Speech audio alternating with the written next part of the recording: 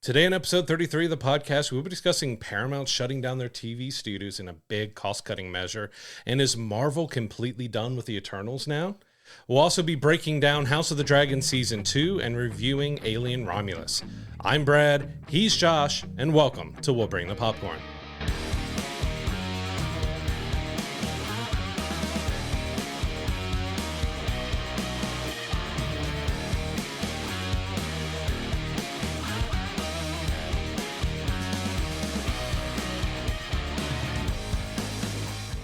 So for our first news story this week, we want to talk about Netflix greenlighting a new Ghostbusters animated series. Now, this is in conjunction with one they kind of previously announced back in 2022 that never really got off the ground, but it looks like it's finally moving forward. And it's going to match a lot of the tone from the previous two Ghostbusters movies as well. Yeah, you got Jason Reitman will executive produce it. You got Elliot Kalan is going to be the showrunner. But yeah, it was announced kind of along with the first of the new Ghostbusters with Afterlife and stuff, and just never heard about it again. So it's kind of nice to hear that it's back in, because the Ghostbusters, from our time as kids, Absolutely. The Ghostbusters, the animated series, was another fantastic, really good animated series that we really enjoyed as kids, or at least I really enjoyed as Absolutely. a kid. And so for them to revisit and with a new animated series, I'm glad it's finally getting back off the ground. I don't know when we're going to see it. I didn't see a date or anything along with it, but with how long animation takes, I'd say that's probably 2025, 2026 before we see that come about.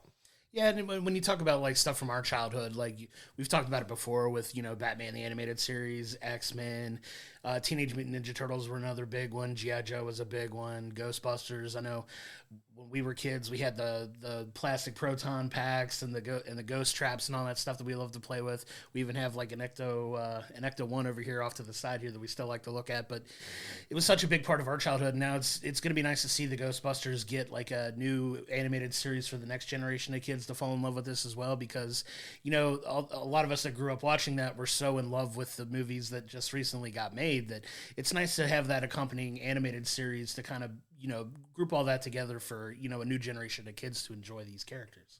Yeah, and they said it's going to match in tone, but we don't really know what kind of characters are we going to look at. Are we going to have any from the movies kind of showing up, or is this kind of its own thing? Sure. Where is it going to be the original cast just done in a different way? Is it going to be the new cast, maybe older or different? But we'll see what it ends up being, but hopefully it turns out to be really good, because it does have a little bit to live up to with that Ghostbusters animated series from the 90s that we'll hopefully get something decent out of this and some good storytelling. And what we're starting to see a lot more with these animated series is you're seeing the people that are playing the characters in the live action or in the movies, like with the Ninja Turtles, going and playing these in the series as well, going and doing the voices. So I'd love to see like Paul Rudd be attached to it if he were interested in doing so, and like Finn Wolfhard and everybody else that was in the movie like reprise their roles if they were to continue it in that way. That would be a lot of fun. I think if they're not gonna switch it up too much. If you talk about matching in tone, well, what better way than to put those people in it as well? Like I know the kids that did the Ninja Turtles in the Mutant Mayhem are doing the voicing for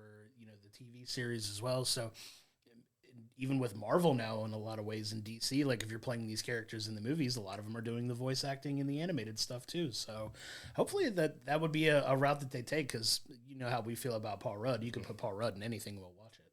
Yeah, it'd be interesting to see if they end up doing something that is supposed to be a companion to the movies, that they bring the cast back, or as we said, this could be something just completely new and different, set in a completely different way, just taking that tone that they enjoyed that they did from the movies and having that play out. But yeah, give me anything with Paul Rudd and I'll be there to watch it. Absolutely. But we'll see, they just finally announced that it's greenlit and moving forward, so we'll see what direction they take with it, but I'm looking forward to it. Yeah.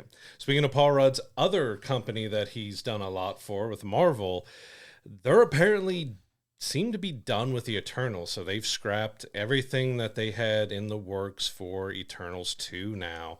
So it's kind of up in the air on what they're going to do with these characters moving forward, which is kind of odd timing, because if you're not aware, in Captain America Brave New World, it was slightly shown, I think, in the trailer, I think you could at least see a finger, one of the Celestials, the one that was in the ocean that hasn't been talked about since the first Eternals movie, is going to make an appearance in that movie. But to have the Celestial show up and then say, well, we're canceling everything with Eternals, seems like, oh, okay, you're bringing a part of that world back, but not doing another movie right now. Yeah, and it seems like it's one of those things that I think they're still kind of collecting themselves in what direction they want to move forward with. And unfortunately, it looks like the Eternals are going to go by the wayside, which that was a movie that you're either on one side of the fence or the other with it. There's no real middle ground. I've seen people that really enjoy it. Yeah, it's a very polarizing movie. The people that either really enjoyed it or really didn't like it at all. I happen to fall in the camp of people that actually enjoyed the movie for what it was.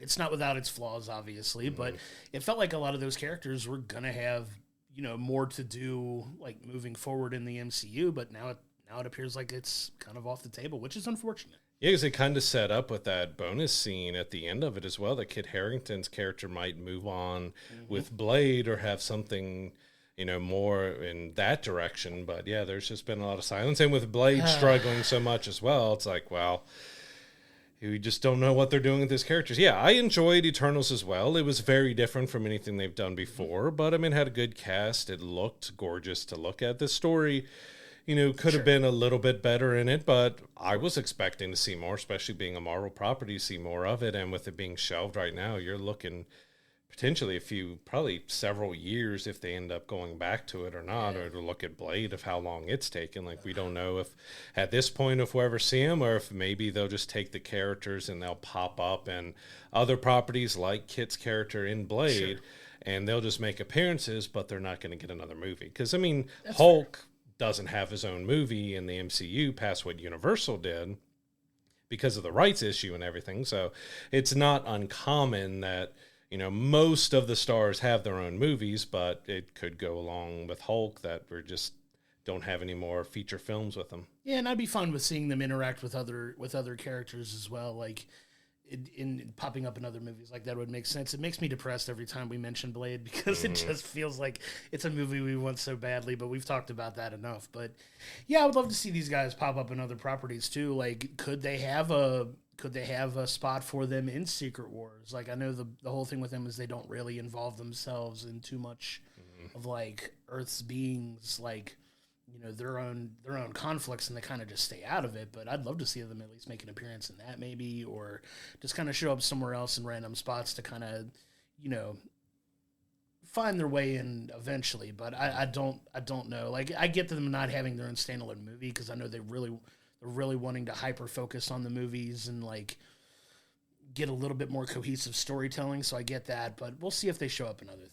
Yeah, because you also have Galactus coming with the Fantastic Four, so you would think a crew that has had stuff to do with Celestials and giant beings, that might be a way to mix the Eternals in some more. So yeah, maybe we'll get them in the Avengers movie, or a couple of them or something, to help battle with Galactus or Doom or something else. But yeah, it just kind of odd. I mean, it didn't have the best reception. It didn't have the best box office, but kind of thought we would see more of them. And now there's almost looking like we're not getting a chance. But yeah, I hope at least some of the characters get to show up and we get to do a little bit more with them.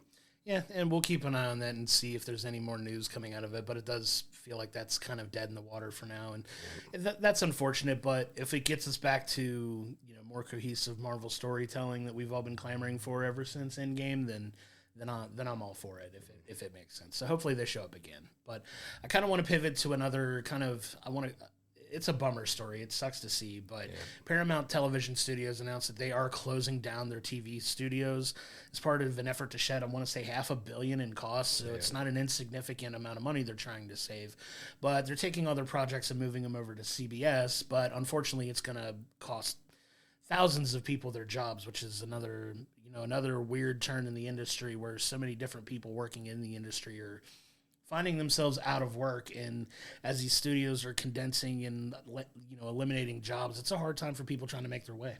Yeah, Paramount seems to be one that's been struggling quite a bit. I think they're the most prominent one that we've seen with their struggles, because there's talks of mergers of their streaming platforms, of mergers of the entire company being purchased and bought out, and, you know, changing and all that with, I believe, Skydance with all that. So there's a lot of shifts and changes going with them, and to just eliminate an entire department of their TV studios, which I think Jack what the Jack Ryan series might have been a part of that. Yeah. So, I mean, we know that ended and everything, but still, like, there are some good properties that came out of this, and they were trying to get back into TV bigger outside of CBS and everything, but it just looks like that didn't work out. But yet, trying to save $500 million is a substantial amount of money, and hopefully those people, it's looking over 1,000 people may lose their jobs from this, that they're able to find something else, especially when it has been kind of volatile in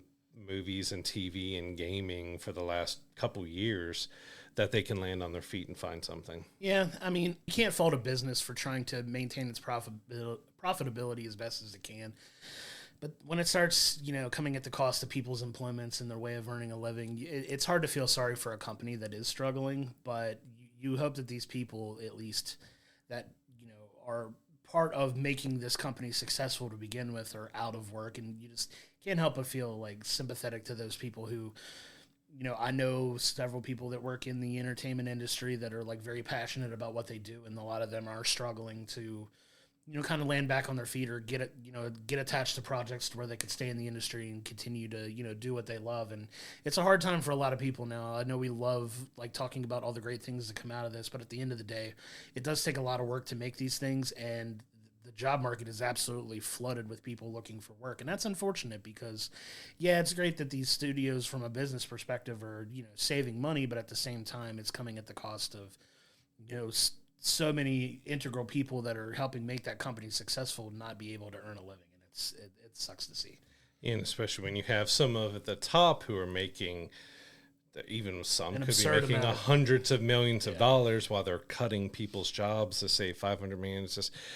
It's the nature of business with it all, but it just stinks because a lot of people, when they might look at a story like this, they're probably all millionaires and they're all well off, but there's so many people, probably most of these people here are ones that live paycheck to paycheck, and they may make a decent living, but they also live in areas in New York or LA or something else that's just very high expensive cost of living, that it's very harmful that they're not well off like everyone wants to try to think, because there's a lot of grunt work that has to be done, and those people don't get paid as well as they should. Agreed, and I could speak to the cost of living in LA. Just having literally just came back from vacation out there and just seeing it. Like, I love that area so much, but my whole thing was I struggled to even want to consider living there because how expensive everything is. So you got to figure these people are making modest incomes to begin with to live basically anywhere, but you compound that with having to be in those cities where the cost of living is so much higher. Like, it's tough, and it's tough for,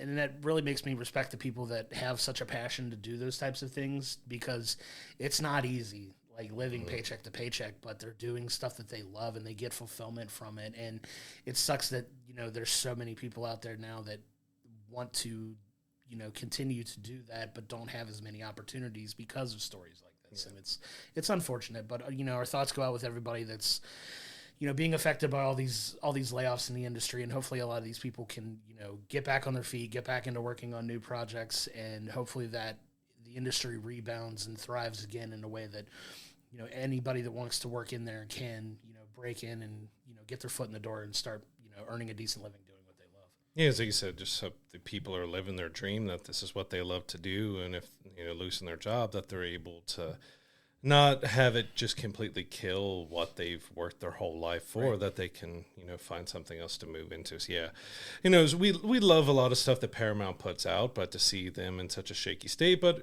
we're human beings. It Sure, goes first to the humans of the workers. Like, I'm a graphic designer, I do a lot of creative work and things like that. So I feel a lot of sympathy with the creatives and with those people who are behind the scenes putting in all the grunt work to get all this done, that don't always get their flowers or talked about, that people who are really working hard to make these studios work while spending is getting out of control at the top level. And yeah, just hope all of them are able to find something, and we'll see how everything shakes out for Paramount going forward with the mergers and studio closures. And there's a lot of shifts still happening with these major studios. Yeah, we'll keep everybody posted as these things progress and we hear more about it. But yeah, everybody keep your head up, keep fighting.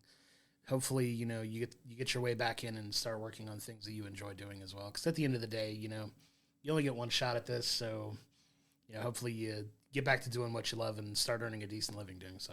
Mm-hmm.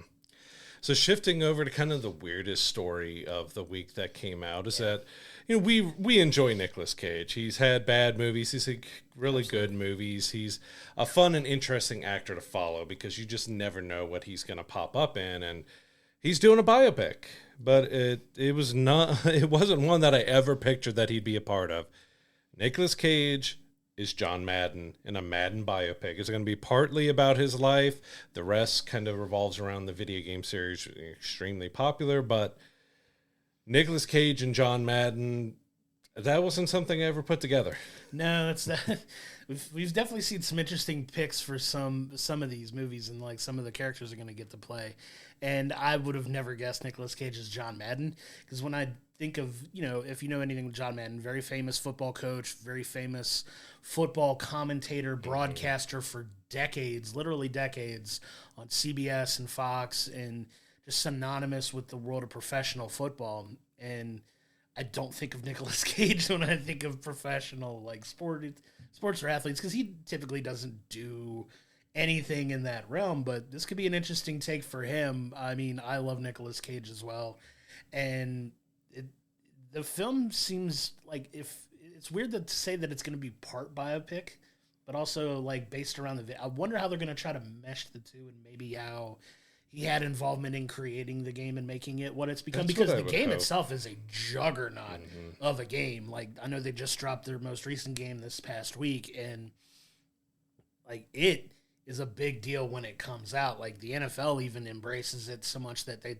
start posting about players' ratings in Madden and the reactions to earning what ratings that the video game gives them, and how they take that. And it's always a lot of fun seeing it like embraced and integrated into like the fabric of the NFL. But this is an interesting choice to play John Madden of all.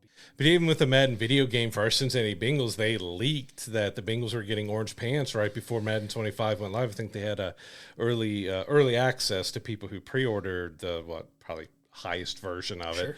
And their Bengals fan went through and was like, wait, orange alternate pants, like, what is this? And the Bengals were like, source?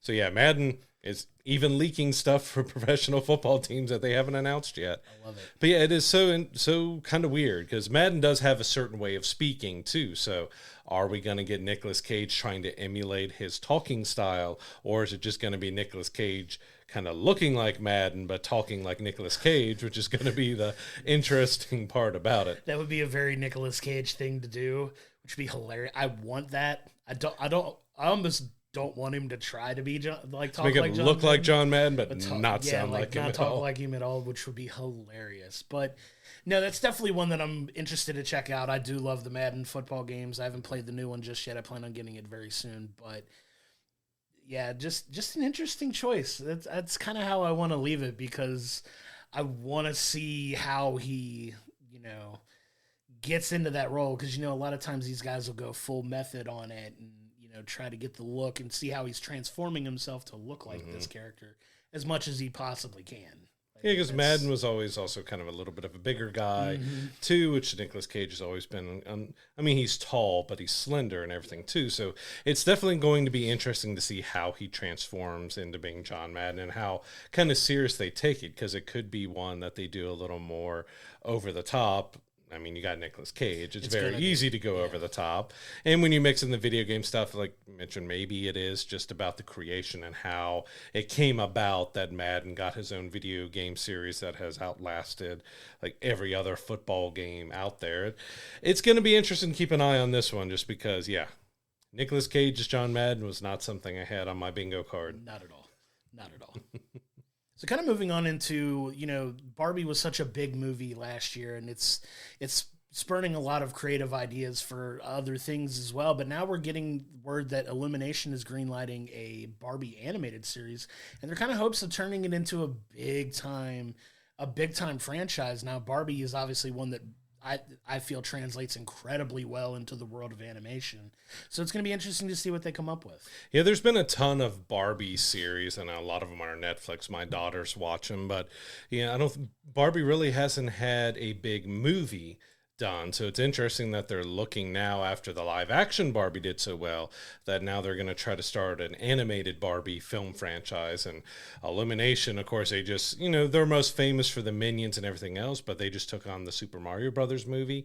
It was, well, Huge. now like the second or third highest grossing movie after Inside Out kind of bumped it down, but it did huge. So for them, Mattel to go to Illumination to do the Barbie animated film and potentially multiple films as it does, is they seem the studio to go for that thing. That they did do extremely well with Mario. Maybe we'll get a Minions and Barbie, kind of mashup where she'll, because with the live action, we brought her into the real world and everything else. So we'll see if maybe instead of breaking into the real world, Barbie will break into other like animated universes or something else, and they could play with something fun like that. But yeah, to turn Barbie now into a bigger animated film franchise, because they're still talking like they may do a Barbie 2 in live action, but they're still not exactly sure what they may do there.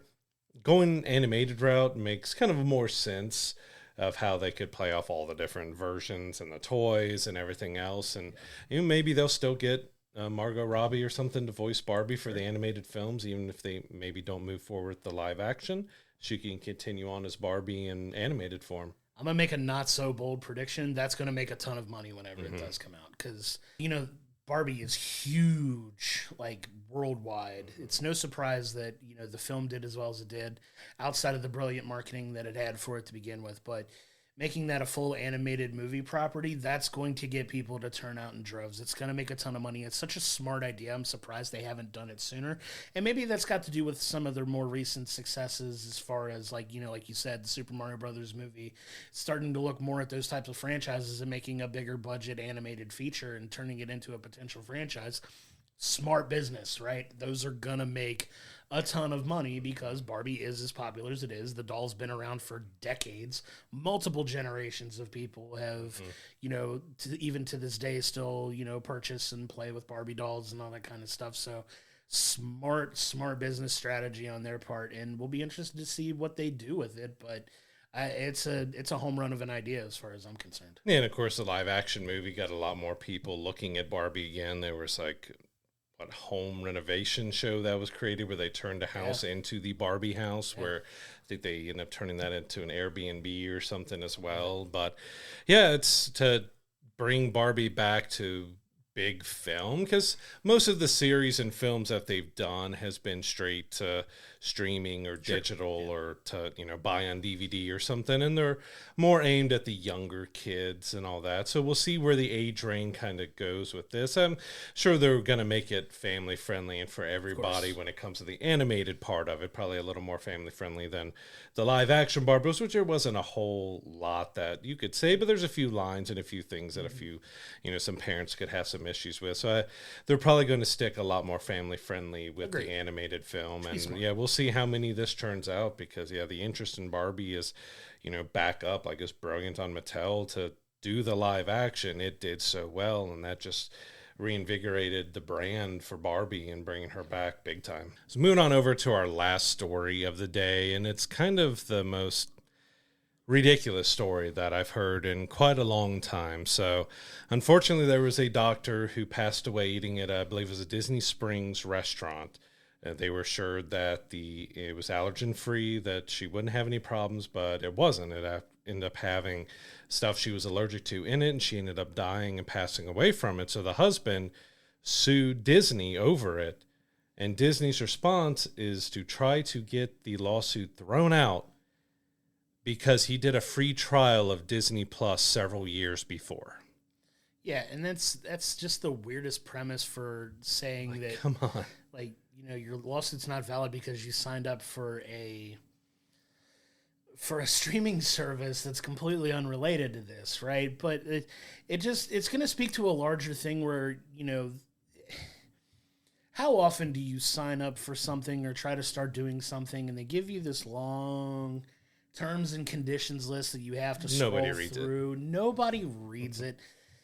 And maybe we probably should be reading everything that we do this, because it's easy to just scroll through, click accept, and move on. Because,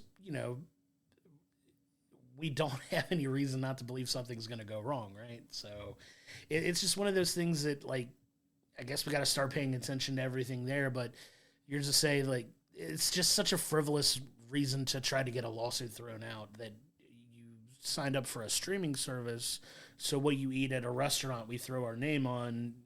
We're completely protected by this. Like, that seems pretty loose. There's different ways it could have gone about this because it was a restaurant at Disney Springs. If you don't know Disney Springs in Orlando, it is kind of a more big shopping center with a lot of restaurants, a lot of different things. You got a Lego store and a bunch of different restaurants. So you could see Disney saying, all right, well, it's the restaurant who's at fault, even though they're at our Disney Springs location. They're separate from us. It's up to the restaurant and stuff to make it right. But no. You did a free trial of Disney Plus 3 or 4 years ago. You cannot sue us because you waived all rights because you did a free trial of our... Like, that is just completely ludicrous. And there's already been plenty of people who have dislike for Disney for multiple reasons because of how big and how much money and some stuff they do. Mm-hmm. Like, this is definitely a sour point for them and how they thought putting something out like this, and I'm waiting to see if they have any response to it. Like, someone lost their life, and your response is, oh, well, you did a free trial 3 years ago of the streaming service, and we're not going to do anything for you, and we're going to get the lawsuit thrown out because of that. I'm hoping the judge does the right thing and not throw that out because of who would really correlate a free trial of a streaming service to not being able to sue a company because something happened on their property. Like, it's just ludicrous to think about. Yeah, it's the most cold. It's the most, like, cold-hearted corporate answer Absolutely. I've ever heard in my entire life, which is absurd because we've heard some pretty cold-hearted things in the corporate world anyway, and it's a terrible PR move on Disney's part. It makes them look absolutely ridiculous. Disney's a family company. Yeah. They're listed as a family company. Right. Well, that's very much not family friendly, and that's kind of where some of that illusion gets shattered a little bit because you can say you're one thing, but the way you act in certain situations will prove otherwise. But like, this is a very ugly, ugly situation, and obviously your heart goes out to the family that was affected by this person passing from this restaurant. But it's a very slippery slope at that point now. I don't want to get into the legal aspects of it too much, but it's like, okay, this happened on your property. Your argument could be the proprietors of the restaurant and the people that, like, actually own the restaurant could be at fault for this, for not, adequately explaining, the contents of their menu to somebody who had a very serious food allergy. That could be a way you can kind of pivot away from corporate responsibility necessarily. A smarter way to do it. Yeah, like, I get it. Like, with the lawsuit casting the widest net possible, you aim for the big fish, and maybe hopefully they wind up.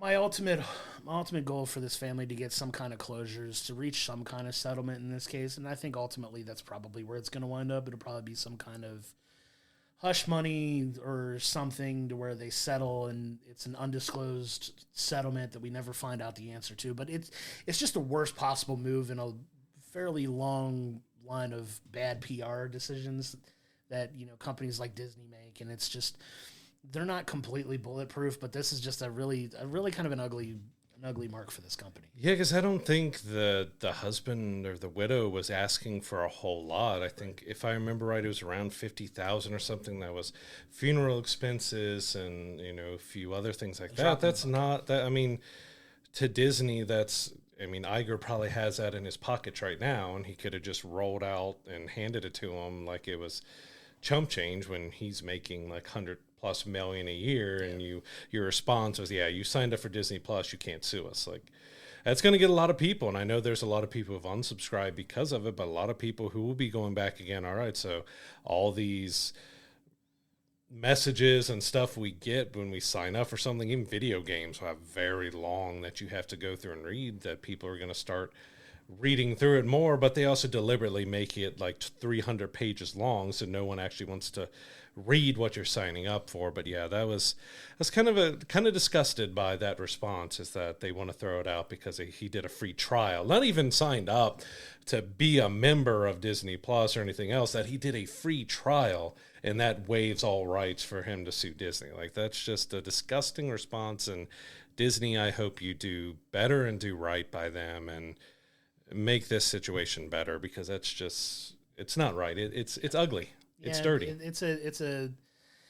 It's that cold corporate, that cold corporate response that just leaves a real sour taste in your mouth. And obviously, like I said, you feel for the family involved, and hopefully they do the right thing and, take care of this family. And just, it's just a terrible, terrible response to an ugly situation that I don't really know how to transition out of that, but it's just, at the end of the day, you hope for the best for the family, and you really feel for them. I honestly thought I was reading an Onion article or something when that came out, because that feels more along the lines of something they would parody and do, instead of it being an actual response from a big company that's made their bucks around family and family entertainment. So it's, let's do better, Disney. Yeah, let's hope for a positive result there.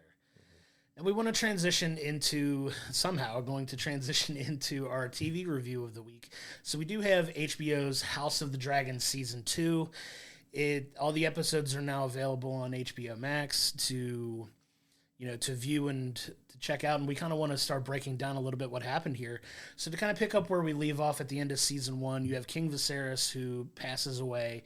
And there's a little bit of a, I want to say, confusion over who he really intended to make his heir to the Iron Throne.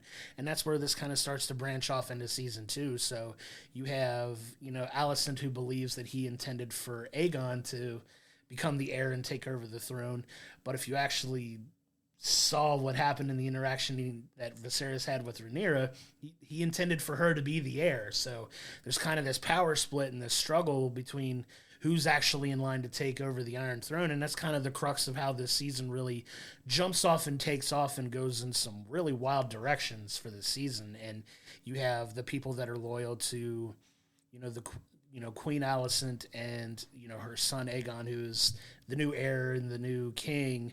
There's people that fall into that camp, and there's people that do believe that Rhaenyra is the true, the true queen intended. And now you set up this big, season-long setup for what's ultimately going to be a crazy Season 3 when you get down to it. But let's start to talk about a little bit of some of the high points of this season and what you've found to be compelling about it.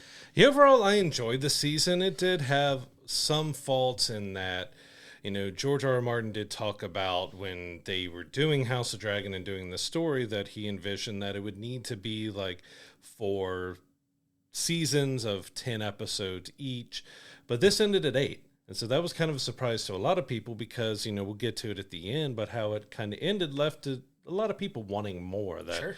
This did feel like kind of one big setup. There was some great acting and some good scenes and stuff that happened, but it all did seem like just one big setup for the next season, which is going to be probably complete chaos. But yeah, I enjoyed it overall. We got to see the good dynamic between the families, other than the infighting that's happening because, they think that Rhaenyra isn't doing enough and maybe we need to replace. And Daemon's like, well, I'm going to do whatever I feel needs to be done because I'm king, or I should be king and she should be my queen. And he ends up, setting, because, at the end of Season 1, we had, one of the sons of Rhaenyra gets killed. Yep.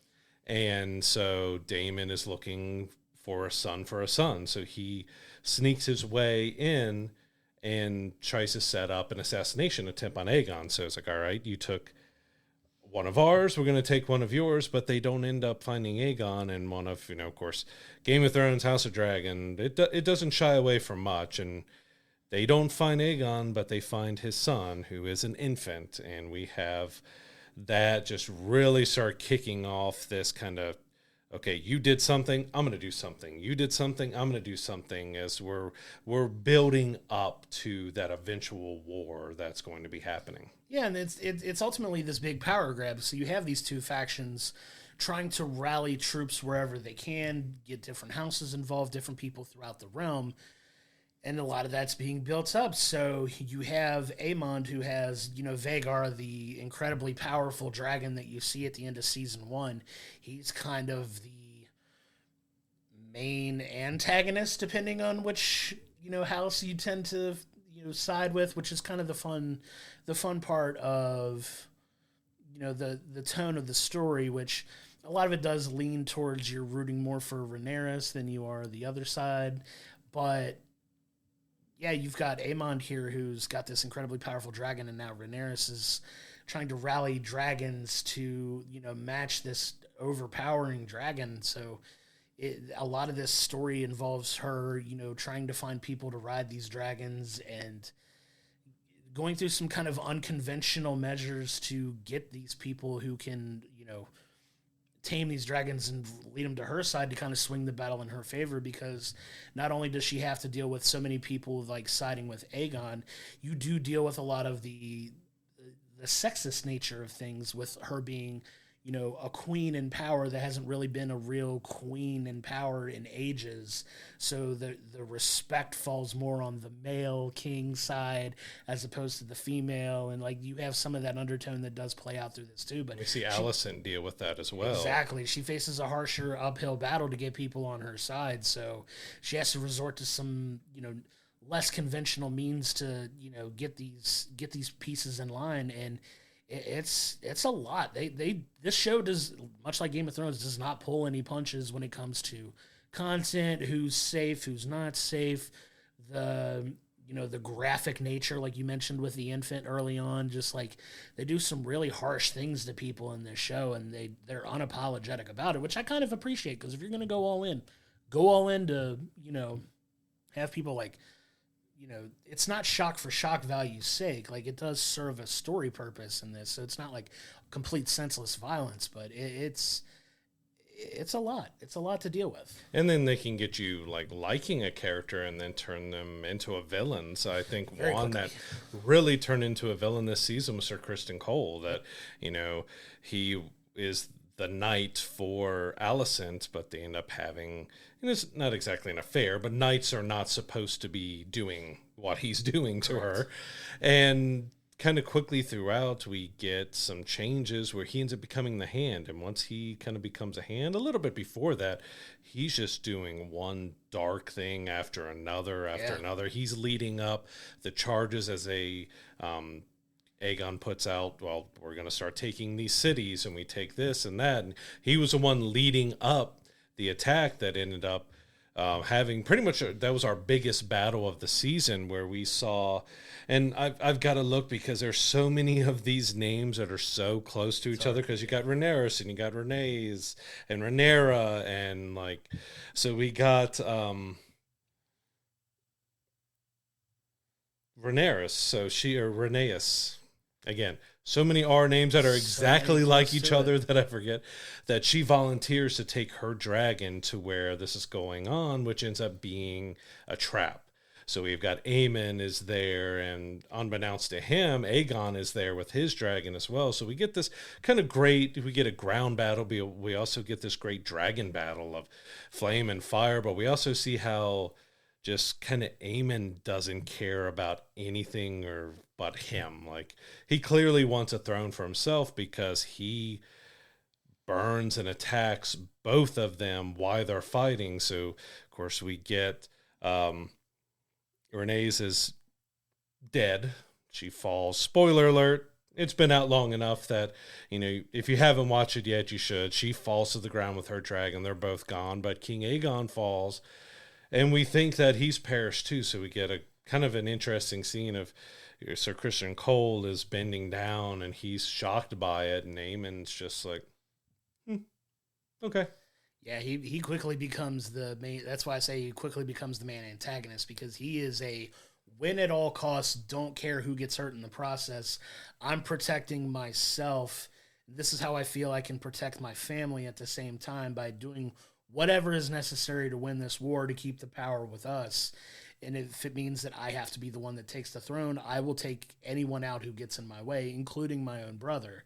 And he's a formidable, like a very formidable antagonist here. Mm-hmm. Like, he's the actor that plays Aemon did a fantastic job this season. Like, he's very menacing, very like cold-hearted, calloused, doesn't care, willing to do anything that it takes. And don't take this on a knock on the actor or the show at all. Yeah. He very much felt like an anime character, anime villain to me. Like his look, how he operates and stuff. He felt like he's been ripped out like of a dark anime, and he's just there to wreak havoc on anything and everything. Because he has a very sharp bone structure to him. He's got the eye patch and the long, slender body with the hair. Like he just felt like something ripped out of anime. An anime villain for sure.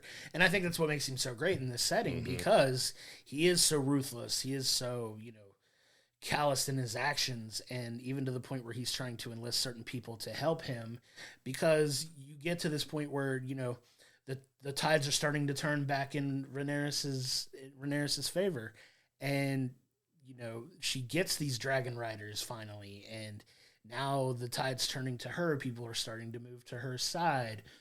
She's got the dragon advantage now, which is huge. Like, she starts to feel like she's in a good position. She just has, by the end of the season, to lock up Daemon, who's kind of off doing his own thing and rallying troops too. But it's kind of he goes on his own journey this season where he's off on his own a lot, but he's, dealing with, am I really like the person that's meant to be on the throne? He goes on this like psychological journey even to where he's like, he's seeing voices and he's hearing things. He's being visited by spirits of his dead father and like all of these other things. He's going through this emotional turmoil, which is a very interesting take for him this season. And, you spend the entire season wondering where his loyalties truly do lie. And you think he's ultimately going to, try to make this power play for himself if he can rally enough people to his troops. But one of the really interesting things I find that when we get to the finale in this is he has a vision, and that vision tells him like, hey, you have a purpose. You have a, I'm kind of paraphrasing what he sees here, but like, this is what you're intended to do. And you think, by the time he reconnects with Rhaenyra at this place where he's trying to rally people, you think he may try to make you see this so many times in Game of Thrones where the guy makes the power move and he does the betrayal and he does the thing to do the thing for himself. But he ultimately makes a decision to take all of this groundswell of support that he's got for himself and pledge it to Rhaenyra. And like, he ultimately bends the knee in kind of this powerful showing of like, hey, I really am on your side. We are behind you kind of thing. And it really sets up a very interesting dynamic for where they're going to go in season 3. But it was definitely a direction that I was surprised that they took a little bit, because you did such a good job of building it up. Like, is he really on her side? Is he really out for himself? And you kind of see where his loyalty lies, at least in the moment there for this, and kind of a big powerful scene in the last episode. Yeah, Damon's stuff this season was probably what I would almost say least like about this season, just because it was a little strange. Because he did the assassination attempt, it didn't work, so he kind of fled. Like, is he doing? He was kind of charged, or was going to get the ground, the soldiers on the ground, because they didn't really have the army and the people to fight this war. But it was a mix of, is he doing it for himself or is he doing for her? But a lot of it was, after that point of the assassination, he leaves and he goes to Harrenhal, and he's there the entire season. Yeah. And Harrenhal was kind of weird because it's a ruined castle. Like, he shows up ready to, take it over and claim it as hers, but there's just a group of people who are living in there and like, oh, hey, okay.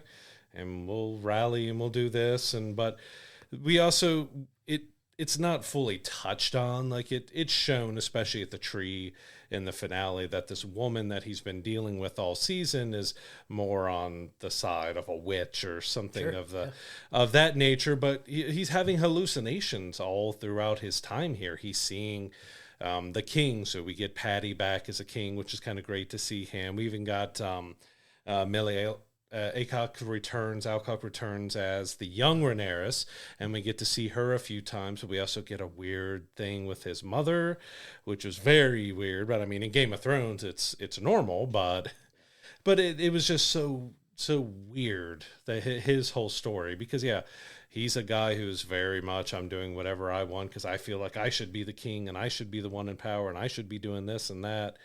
And it's that vision that finally gets him to decide, like, all right, I'm here for her, because, we see the three-eyed raven, and we get it's not the Night King, but we see his army and everything there. And then we do get Daenerys in the fire with her dragon. So he's getting the Cliff Notes version of the book, basically. He's getting a brief rundown of everything that happens in Game of Thrones by touching the tree. Yeah. And that's more or less what happens. And yeah, he decides that, all right, yeah, you are my queen and I am here for you. And it is a big turning point because she needs boots on the ground. She needs an army while she has been building up the dragons. And that was kind of an interesting twist that, they have all these other dragons underneath Dragonstone that they don't have riders for, but they don't have a lot that are ready available of the bloodline to be able to do it. So they tried one and he got extra crispy.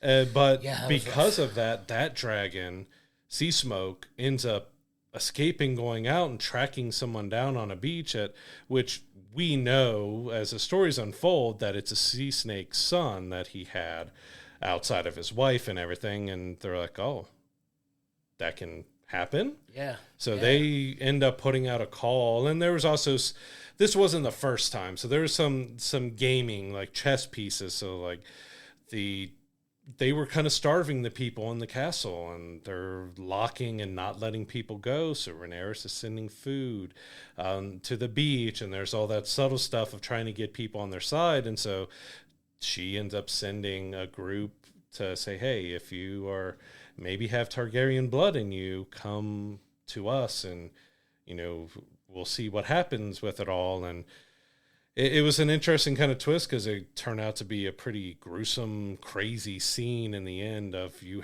she just almost heartless in a way. She just walks the entire group of people out to the dragons and just, all right, we'll see what happens.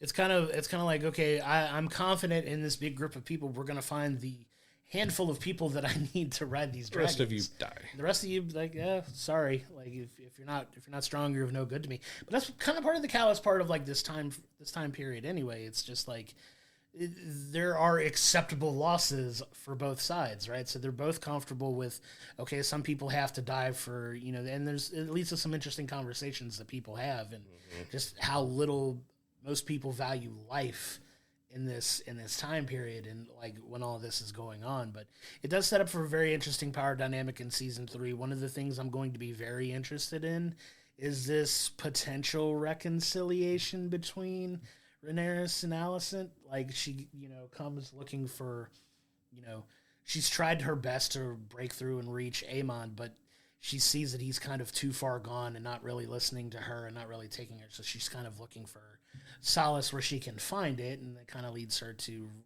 kind of reunite with Rhaenyra by the end here and kind of set up what could be a very interesting story thread given their full history in season 3, and to see if that all kind of comes full circle or not. But this power play in season 3 is going to be absolutely insane. It's going to be hopefully a couple episodes of a full battle, maybe. Like they're gearing up. Season 3 seems like it might be all battle. Like the entire season could just be one gigantic battle after another. I'm a little cautious in that because we expected so much of that in the last series as well. Like the battle for we had this whole built up, and it even starts to happen a little bit in mentioned in this season about winter is coming. That's the whole thing, and the night walkers and all that stuff are gonna come.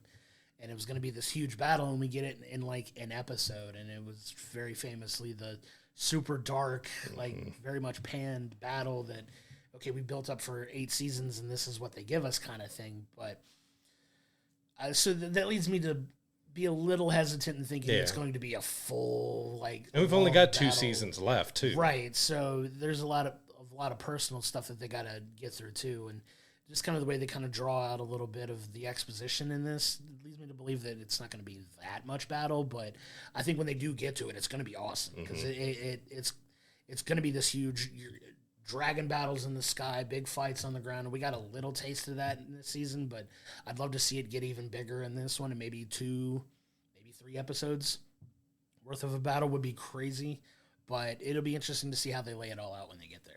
And I did have to kind of chuckle a little bit at a couple scenes, is that they were great scenes in the end, but it seems ridiculously easy to kind of sneak in and out of Dragonstone and King's Landing, because early on we get Rhaenyra sneaks into King's Landing, going to a church right in the middle of everything to talk to Alicent about, she's wanting at that point, I don't want war, I don't want battle, I want to talk to you, I want to work this out without anything. And Alicent ends up confessing to her some information about how the king, said that Aegon was going to be the one, and light bulb goes off. And Rhaenyra's like, oh no, he was quoting a song of Ice and Fire. Ice and Fire. Yeah.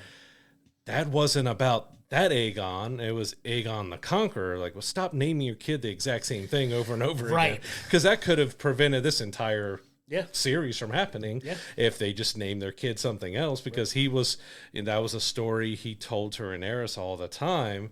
And in his delusion as he's dying, he's telling that story, but it wasn't their son. It was Aegon the Conqueror. So he still rightfully wanted Rhaenyra to be, but Alicent wasn't moving off of it. She kind of coldly pushed it off. And then we get later in the season, and then, well, I guess she kind of presented herself to the door, but still, she shows up at Dragonstone to talk to Rhaenyra. And like I said, they were both great scenes, but it's like how easily these people are going in and out. Because we also had like the twins where one left and came over. It's like that was fun, but it was still like they're sneaking really easily in and out of all this stuff. It's nothing is ever really secure. And apparently all you need to sneak around is a hood. Yeah, you just gotta I'm the queen, I'm nobody. Yeah, nobody's going to recognize me. Okay.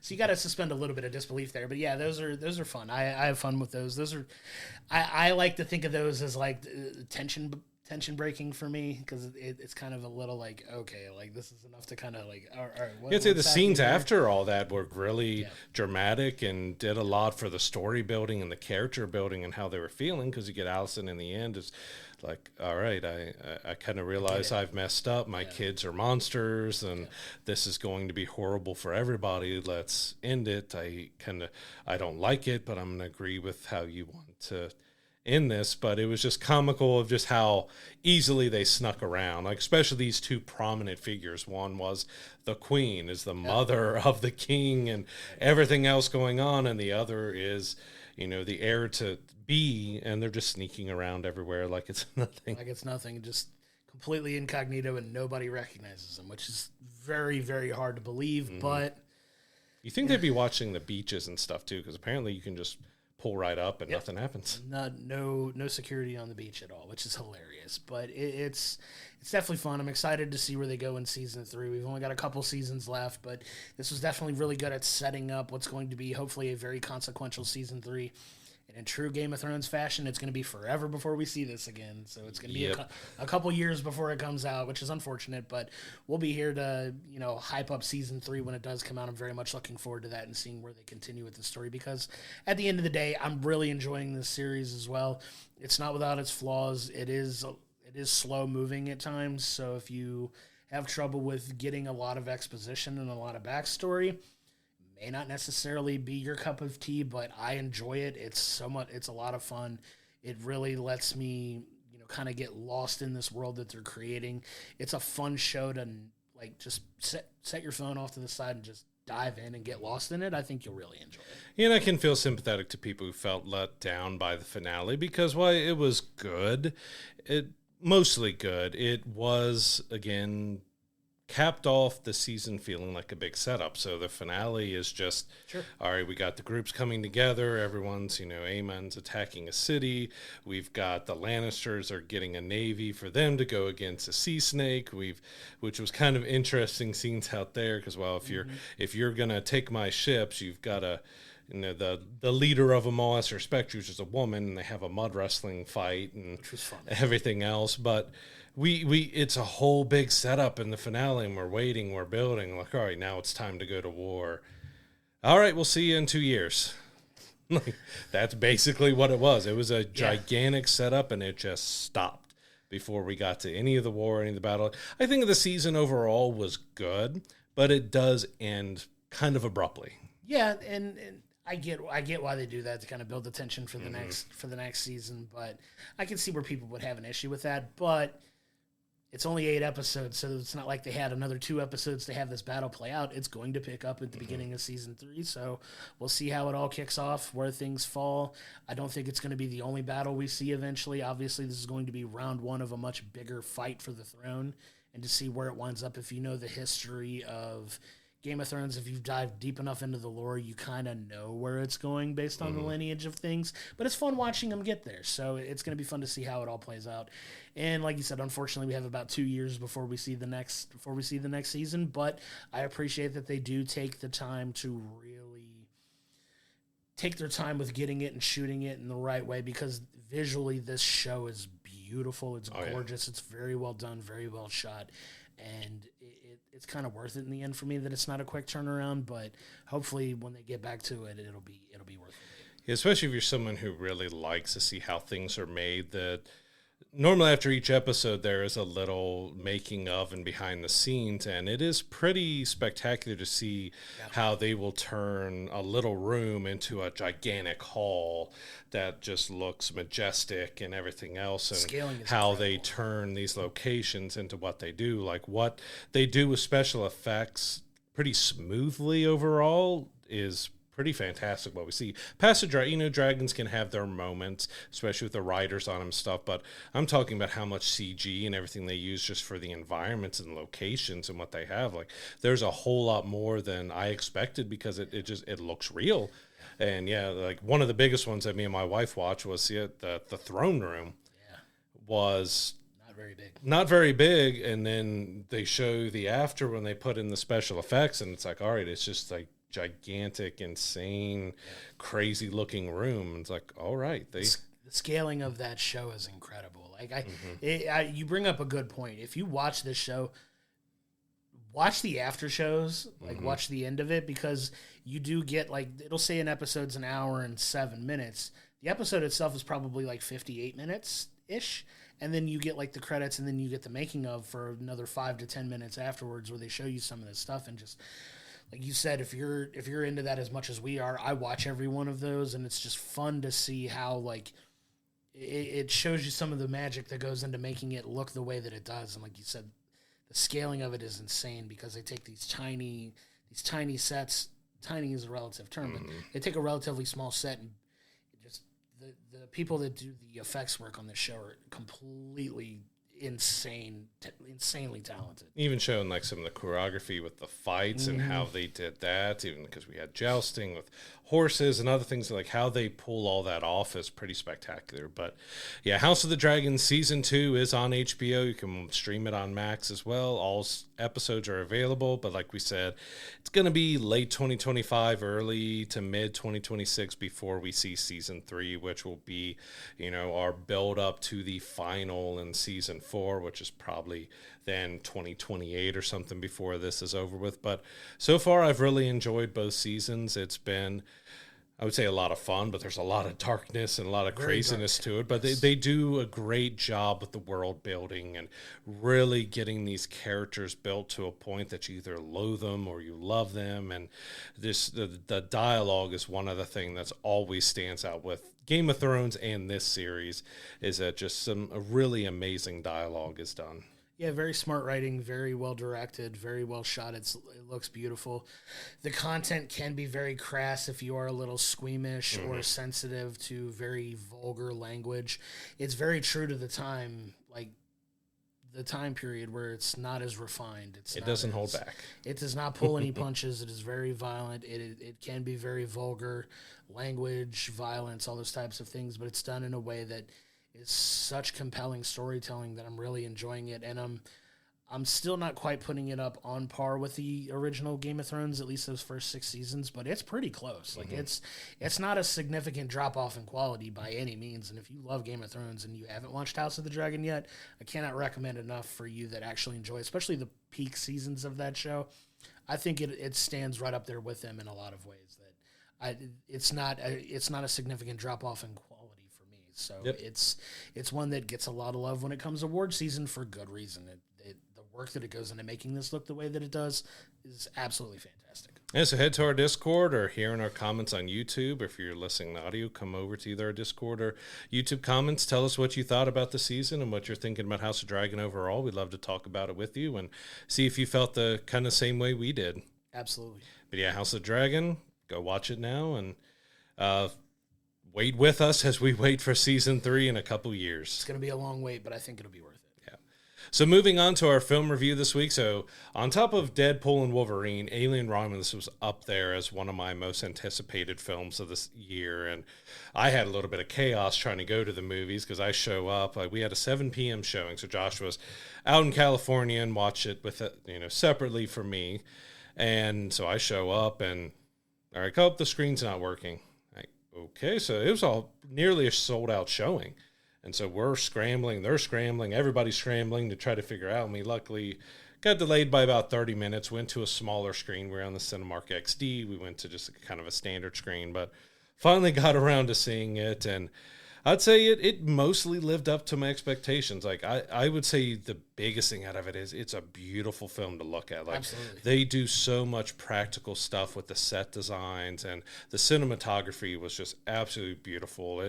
It had a ton of tension. It had some scares. But the music, the lighting, the sets, like everything set a really great environment for you to watch and experience this film in. And it was enjoyable for that, but it did a good story overall, even though I'll talk about it a little bit later. I think it had a few flaws with what it did, but overall it was a film I enjoyed watching. Yeah, it was definitely worth the wait for me as well. Like I enjoyed going out and seeing it in California with a couple buddies that I was on vacation with, and it was such an interesting film to me because you have several of these films now, but this one, if you're looking for the timeline of when this takes place between Alien and Aliens. So it takes place directly in between the first 2 movies. So where this film kind of picks up is, if you remember the ending of the original Alien, you think that the xenomorph perished, right? So you think it's dead. We come to find out that unfortunately that's not the case, and we kind of start Alien Romulus by picking up, this what appears to be the remains of the xenomorph and coming to find out that it's very much not so, right? And that's kind of kicking off the events of this, and it's kind of the easiest Cliff Notes way I could say we kick off without giving too much spoilers, but kind of an overall view of the film for me was I really enjoyed it. My personal opinion on it is I feel the first half of the film is kind of a little slower and methodical in building everything up. And then by the time you hit that turning point about halfway through the movie in the second half of the film, absolutely fantastic. A lot of action, suspense, tenseness, very thriller, very horror. Like has a lot of horror elements, thriller elements. Fede Alvarez, who's, got some incredible movies on his resume, does such a good job at keeping that tension in these films so much in the way that the first 2 do as well, that it feels a very fitting partner for those 2 outstanding movies who are, kind of genre defining in their own ways back in the day. And it keeps up with that tone as well. And there's a lot of really good callbacks to the original films, some great lines that are kind of, quoted as well that were very much involved in those movies. But like I said, it takes a minute to get there, but when it gets there, it really takes off. Yeah, and then I think with the third act, it may drop slightly. I'm a little mixed on the final battle and everything, which we'll get on that. But yeah, but kind of our main characters are Rain and Andy. So Rain is a young woman.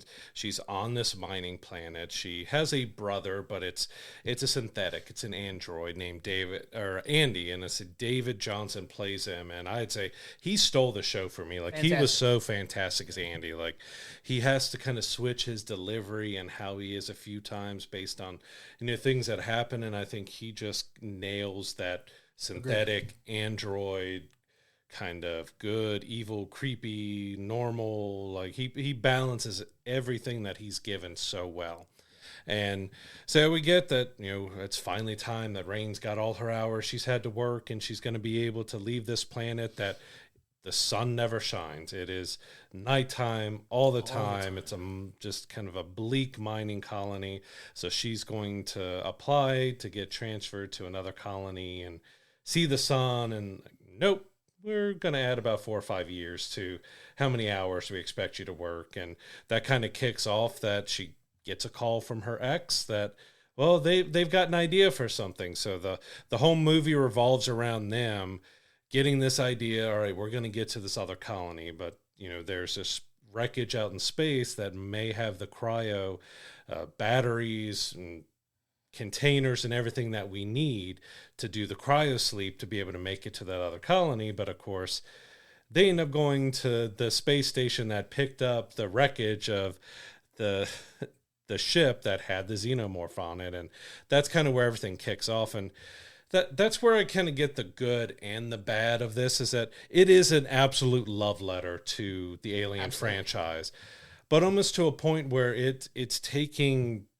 points of Alien and Aliens and Alien 3 and Resurrection and Prometheus and Covenant, and taking pieces of every one and merging it into this story, which in the end leaves it a little thin. Like, it doesn't really do much different than we've seen in any other Alien film, but it does it so well. Like, that's why I'm torn. Like, I don't dislike the film. I really enjoyed it, but I'm torn on when I nitpick and go into the finer details that it kind of just retreads quite a bit of what we were saying. We get some good and interesting scenes that we haven't seen before, but in the end, like, a lot of it is a retread. And while the quotes were fun, like having them quoting other famous Alien quotes is almost a little too meta for it. Like, well, we're between the first and second movie, but we're quoting like everything that no one would have any idea said. And it was just, those are little nitpicking things, but it depends on where you go in. If you're going in expecting some brand new experienced Alien, you're not really going to get it. But if you love Alien and Aliens, you're going to get something that is a absolute love letter to both of those. Yeah, I agree, and that's kind of the camp that I fall in as far as this goes, because I loved those two films. Like, those are so good. Mm-hmm. And Aliens is widely considered one of the rare cases that's better than the first one in a lot of people's opinions. Like, it's so good because Alien on its own was kind of a lower budget, like, still practically used, like, horror film that, like, really took off. And then the second film, Aliens, got James Cameron, and it got the big budget and became more of a Hollywood-style blockbuster film that it became. Amped up the action. Yeah, just took it and just dialed it up to 11 at that point, and it's fantastic as well. Like, Aliens is one of my favorite movies, and it is in very many cases a love letter to those films in a way that I respect and that I enjoyed, like, because it takes a lot of those elements and the very real threat of these creatures and the xenomorph, and it's done in such a way that it keeps that tension throughout a good chunk of this movie, and just how terrifying they are. Oh, yeah. Especially they're all practical, so all the creatures in here were created practically, and they looked like the xenomorphs haven't looked better. Like, the face huggers, the xenomorphs, all of them just looked really fantastic, and doing it all practically really helped just the horror and tension, because it had a lot of tension. I didn't jump that much, but it takes a lot to kind of jump. But the guy next to me, he was like jerking my seat that he was jumping so much and everything that was popping out. Yeah, it had some definitely has some jump moments in it, and that's part of the fun of it too, because people get attacked very suddenly, and you're just, it's kind of jarring, but it's done in a way that, like, it serves everything well. It's like you said, it's shot incredibly well. Like, cinematography! The cinematography gorgeous. Is so good in this movie. Like, it's really a chef's kiss if you love things that are shot a certain way, and it really scratched that itch for me. But it like I said, it takes a minute to get there, but when it gets there, it really, in my opinion, it really takes off. And we kind of had a similar feeling about it when we talked after, like, going and seeing it with my friends. They kind of felt the same way. Like, hey, once it really got there, it really does take off, and it's. They find ways to deal with these characters in practical ways, and there's a couple things if you really wanted to dive deep and nitpick. One of my biggest ones was there's a scene where a guy is kind of in the crosshairs of a xenomorph, and that they secrete acid. Like, you've seen it, you're aware of it, and he's kind of just sitting there and kind of just lets it happen.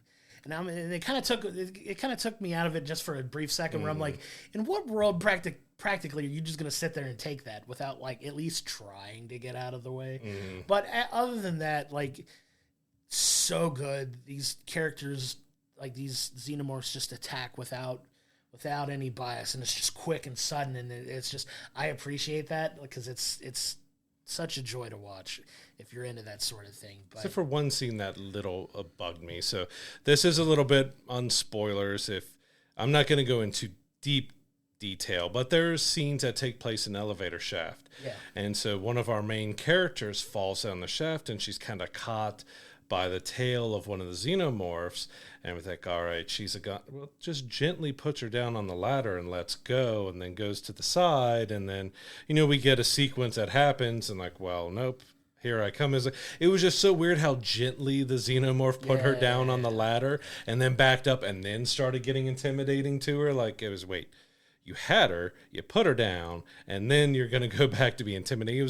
It was again, this is nitpicking. I don't want to sound like I didn't enjoy the movie. I really enjoyed it, but there are some things, if you really start looking at the meat and bones of it, that it had a few flaws, and it had stuff like, it tells its story well. It's just something that it's a mashup of everything we've seen so far in Alien. There really wasn't anything new, and other than them mixing in the Prometheus and Alien Covenant stuff, of course, we get some liquid vials of stuff that ties big into what we saw on Prometheus. And then, heading into our third act, we get kind of a new creature that looks like an engineer mixed with a xenomorph. And I was a little mixed. It had some terror moments to it. There was a big jump scare with it and other things, but it was also, it's one of those with the aliens. Like, there's always these new weird creatures that's going to be a little polarizing, because the xenomorph is, what Geiger did with creating those designs for those original xenomorphs. Like, it is one of the most terrifying,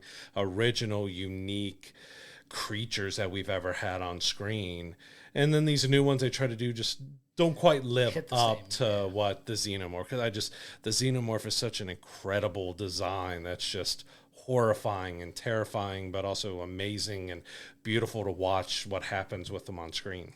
Yeah, and to kind of get to where we get this creature is, you have one of the characters in the movie is pregnant, come to find out, and in order to kind of help save herself, they give her an option to kind of inject herself with I forget what it's called, but it definitely expedites the pregnancy and gives birth to this new creature that's just, it's gonna be very polarizing, and it already kind of is. So if you haven't seen it, you'll see what it physically looks like, and it's just absolutely insane. And it leads to that last final battle on the ship before the end of the film.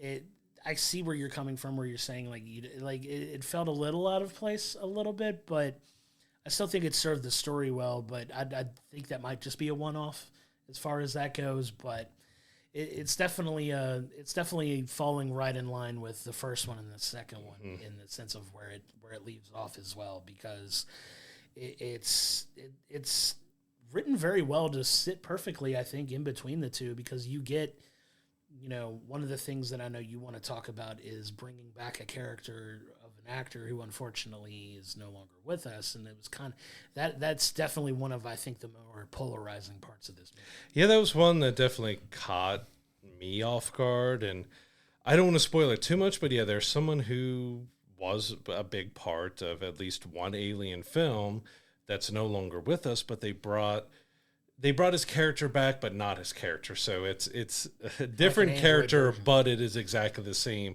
especially with what he's doing and everything else. He's very crucial to the story going throughout, but it was also a little roughly done. When we say like just how gorgeous this film looked, he was the most standout of, all right, the CG looks a little rough at times, because it looked like we bounced back and forth between, CG to animatronic to, like, when he was on the TV screens, it looked great.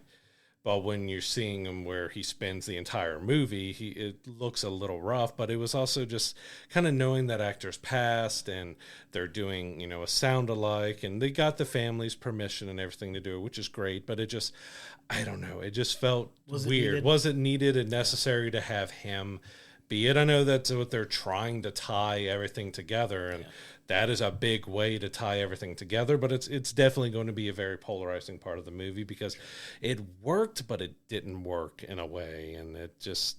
I don't know. That's the biggest one that I'm still kind of picking at because I just don't know how exactly I feel about that. And like I said, overall, I really enjoyed the film. I really want to see him do another, like especially maybe get a little more unique story, let him breathe a little bit more. Because like I said, this was definitely about trying to bring all of the Alien universe together in this film while also kind of retelling in a way. Like it's done differently than the original Alien, but it's very similar in pacing and story and kind of what happens there. So, like, it's not a disappointment, but I was expecting to maybe get a little bit more in different items. But again, it was a gorgeously shot film. All the actors did well. Again, Andy was such a standout for me in there. And, you know, Rain kind of gets that mix of the Sigourney Weaver's Ripley, and she's kind of a mix, almost like a mix of her and Newt, I would almost say. I would agree. It's kind of a mix of that, but it's definitely a love letter and a big mix of everything. And I'd love to see what he can do with the new one, that maybe he can explore some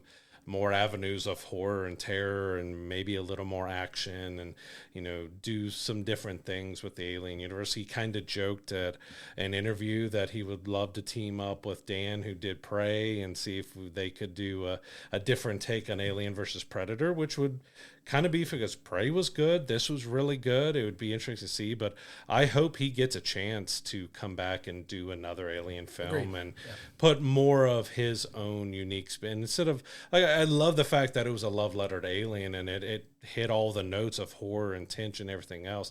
I just like to see maybe a little bit more original story where it stands out, but not quite being Alien 3 or Resurrection that went a little too out there on things. But overall, I really enjoyed Alien Romulus. I think it, again, cinematography, sound, tension, horror, all that. Like, it does start a little slow, but once it gets into it, you're on that ride, and it's a good one in the end. And even some of the special effects of the space station, other stuff looked really good, and it had you kind of on the edge of your seat. And I'm curious to see where they could go. Where this film ends and where they could go from here. Sure, and it's definitely one that I would love to see him get another crack at doing another one for sure.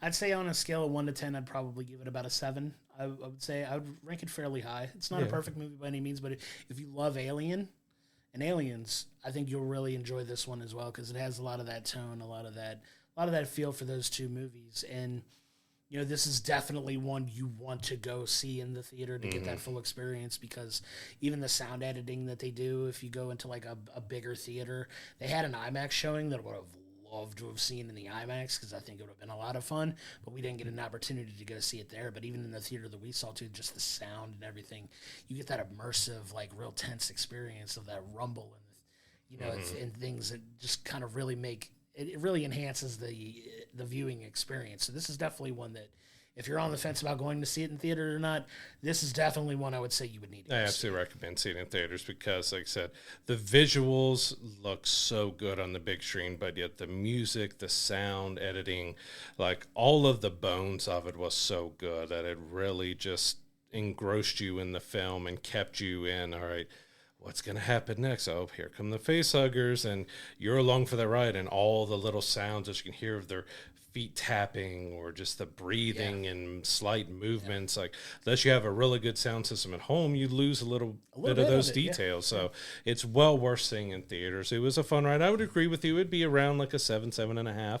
Like, it was really good.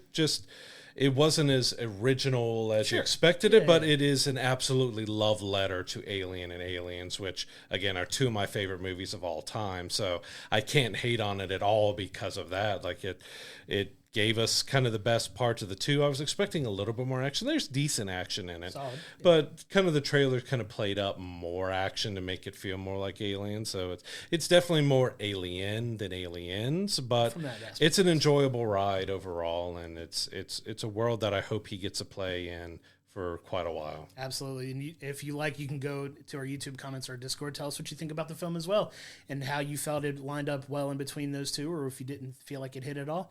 We'd love to hear your opinion on it. But Alien Romulus is in theaters now. We can't recommend enough going and checking it out. So coming up this week, we have kind of a controversial film because The Crow has such a legacy with everything that happened with the original, and it's one that they've tried to reboot and do quite a few times. And when we got our first trailer, a lot of people were like, okay, this is a vastly different Crow. Like, you got Bill Skarsgård, is a great actor, but he's got this cyber mullet type of deal going on. The second trailer was much better. Absolutely. So I'm looking forward to see how this ends up turning. I'm debating, because it's been quite a while before since I've seen the original Crow, about going back and rewatching the original Crow or watching this first so I can take it as it's the first time it's been made and go back and see how it compares, because it is cult classic. So, you know, we've got the Crow reboot. It was supposed to be out earlier this summer. They delayed it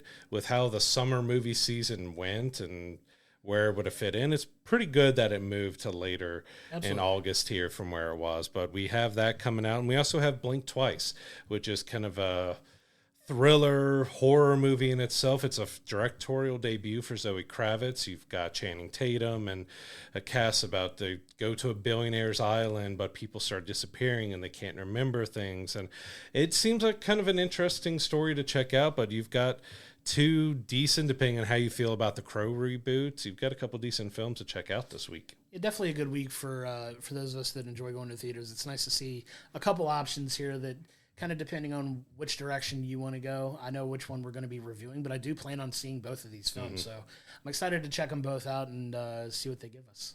Yeah, on streaming on August 23rd, we have The Killer. So this is on Peacock, but it's kind of a strange one because in 1989, John Woo did and was a Hong Kong-based film called The Killer. Yeah. Well, John Woo has rebooted it in 2024. So he's rebooted his own film and bringing it to streaming now. So that's kind of just the odd part. Yeah. We've had a lot of reboots and remakes, but we haven't had very many that it's the original creator and director doing the rebooting. Yeah, it's going to be interesting to see what that looks like, too. I think I've seen it maybe once before, so I'm not too familiar with the film, but it is a rare case to have somebody go and revisit their own material to try to redo it in a modern setting. So definitely one to add to the list to check out on Peacock when it comes out. Yeah, that one's going to be an interesting to probably sit down and do a comparison, like the new one to the old one, Absolutely. See what's different and see how much he's improved and done better with his filming or just kind of what the real difference is. I'm sure there's going to be a lot of breakdowns of,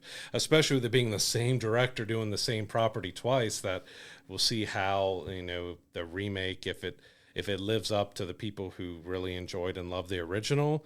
We'll see how it compares when it comes out here. But yeah, August 23rd, you'll be able to stream that. Lastly, one of the biggest movies of the year, Inside Out 2, is finally going to hit on demand on August 20th. So you'll be able to, buy and add to the box office. It's still doing gangbusters. But, we've got one of the biggest movies of the year coming out, and I'm still not sure. It's probably going to be September to October before we see it on Disney Plus. I think normally they have about a 30-day window or so for the digital sales before they put that on Disney Plus for streaming. But I know my girls, especially my youngest, is ready to watch that again because she really adored it. Yeah, we really enjoyed that film as well, and you can go back in our archives and see our full review of that one as well. Looking forward to having that one out, too. So on our next episode, we will be reviewing the Tales of the Teenage Mutant Ninja Turtles Season 1, which is out now. We'll review the entire season, as well as the Bill Skarsgård Crow film remake. And until next time, I'm Josh, he's Brad, and we'll see you next week.